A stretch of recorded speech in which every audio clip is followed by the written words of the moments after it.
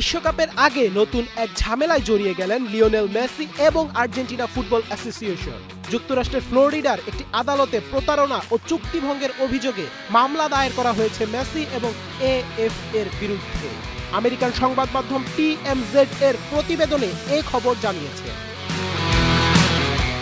Messi এবং AF এর বিরুদ্ধে মামলাটি করেছে ভিআইডি নামের একটি ইভেন্ট ম্যানেজমেন্ট কোম্পানি, যারা সাধারণত খেলাধুলা ও সঙ্গীত অনুষ্ঠানের আয়োজন করে থাকে।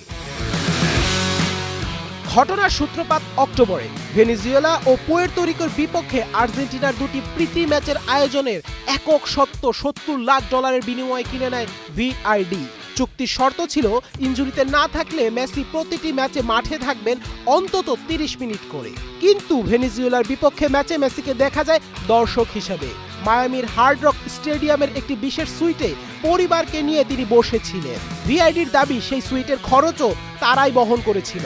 ঠিক পরদিনই অবশ্য মেসি নেমেছিলেন মাঠে।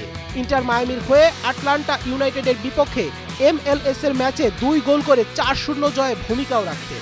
এরপর অবশ্য আর্জেন্টিনার জার্সিতে পুয়ের্তো রিকোর বিপক্ষেও মাঠে নামেন মেসি।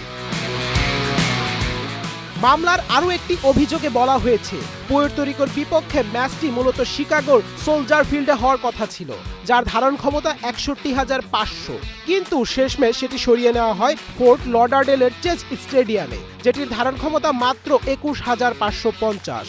ভিআইডির দাবি এতে তাদের $10 লাখ বেশি ক্ষতি হয়েছে। মাঠ বদলের কারণ নিয়ে দুপক্ষের বক্তব্য ভিন্ন। এএফ এর এক কর্মকর্তার মতে, প্রেসিডেন্ট ডোনাল্ড ট্রাম্পের অভিশাসন নীতির কারণে শিকাগোতে নিরাপত্তা ঝুঁকি তৈরি হয়েছিল। অন্যদিকে শিকাগো কর্তৃপক্ষ বলেছে টিকিট বিক্রি কম হওয়াই ছিল আসল কারণ। ভিআইডির অভিযোগ, এবছর চীনে ম্যাচ আয়োজনের মাধ্যমে ক্ষতি পুষিয়ে দেওয়ার প্রতিশ্রুতি দিয়েছিল এএফএ, কিন্তু গ্রীষ্মে বিশ্বকাপ সহ ব্যস্ত আন্তর্জাতিক ক্যালেন্ডারের মাঝে সেই ম্যাচ আর হচ্ছে না।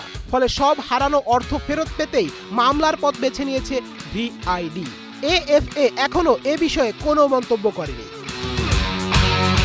Tasnim Ahmed Arnab, one sports desk.